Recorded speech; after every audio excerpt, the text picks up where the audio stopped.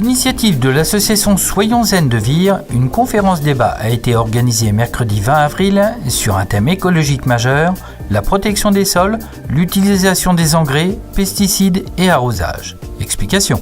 Alors on a souhaité faire venir Lydia et Claude Bourguignon puisque dans le cadre de notre association, en fin de compte, on a deux directions d'activité qui sont tout d'abord le soin à la personne et ensuite le soin à la terre. Donc c'est dans cette deuxième action qu'on a souhaité faire venir Claude et Lydia pour venir nous parler de leur travail, de leurs expériences et nous faire profiter de leurs observations au niveau de la nature.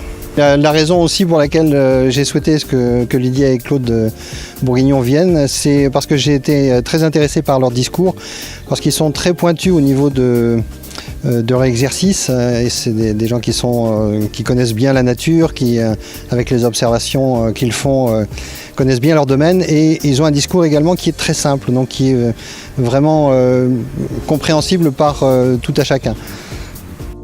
On est ingénieur agronome, microbiologiste des sols et on est appelé, on fait pas mal de conférences pour informer les gens sur l'importance de respecter les sols qui est vraiment à la base de tout, de la qualité de notre alimentation, de la qualité de notre eau et de la qualité de l'air. Nous avons fondé un laboratoire indépendant. Nous étions avant à l'INRA, des chercheurs à l'INRA. Puis nous avons quitté l'Institut pour fonder notre propre laboratoire, qui est un laboratoire indépendant, qui s'appelle le LAMS, Laboratoire d'analyse microbiologique des sols.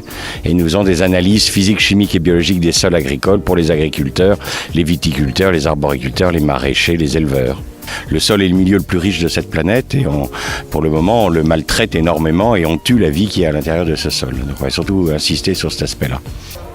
Près de 200 personnes ont répondu à l'invitation à se rendre à la salle du Vaudeville. Mais pour quelle raison ?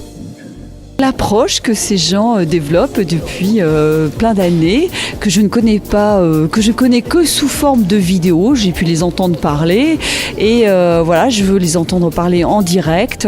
Ça m'intéresse ce qu'ils font parce qu'ils ont une approche très pratique de l'agriculture et que trop souvent, malheureusement, on décrit les agriculteurs parce que pour l'impact qu'ils ont sur l'environnement, mais malheureusement, on ne leur donne, je dirais, aucune direction pratique qui préserverait l'environnement. Je suis très sensible au discours de Claude et Lydia Bourguignon, que j'ai effectivement déjà écouté par le biais de vidéos sur Internet, et dont le discours me touche particulièrement, parce que je suis effectivement très, très inquiète des dérives de l'agriculture conventionnelle et des effets qu'elle peut avoir sur notre environnement et sur notre santé. Et voilà, j'avais très envie de les voir et de les écouter effectivement de vive voix ce soir. Je suis en cours d'installation en maraîchage bio dans le Sud-Manche, à Saint-Ursin. Et mes attentes pour la soirée, c'est d'avoir des confirmations sur la vie du sol, sur les bonnes pratiques à entretenir, quels sont les éléments à mettre en place pour réussir au maximum à conserver la vie du sol et puis à l'améliorer aussi, quoi. Un public multigénérationnel et d'horizons différents est venu écouter attentivement les deux scientifiques. Il faudrait essayer de faire comprendre que le sol, c'est la base de tout. C'est vraiment... on parle toujours de l'air, de l'eau, la pollution de l'air, de la pollution de l'eau. Mais en fait, si on a ces problèmes-là, c'est parce que le sol va pas bien. Et pendant cette conférence, on va essayer de vous expliquer pourquoi, en fait, c'est la base de la pyramide et personne ne s'en occupe. Se développe dans l'eau, l'atmosphère c'est l'air que nous respirons, l'eau c'est ce que nous buvons, et le sol. La différence entre ces trois milieux, c'est que l'atmosphère et l'eau sont des milieux minéraux. L'atmosphère est formée de gaz, et l'eau est formée de H2O, c'est une molécule d'eau. Les attaches qui lient les atomes dans une molécule sont des attaches atomiques, c'est des attaches extrêmement solides. On ne peut pas faire disparaître l'atmosphère, on ne peut pas faire disparaître l'eau. On peut les polluer, on ne s'en prive pas, mais le jour où vous arrêtez de polluer l'air redevient pur. Le jour où vous arrêtez de polluer l'eau redevient pure. Ce n'est pas le cas du sol. Le sol est un milieu bien particulier, ce n'est pas un milieu minéral, c'est un milieu qui est organo-minéral. Il est formé d'humus attaché avec les argiles.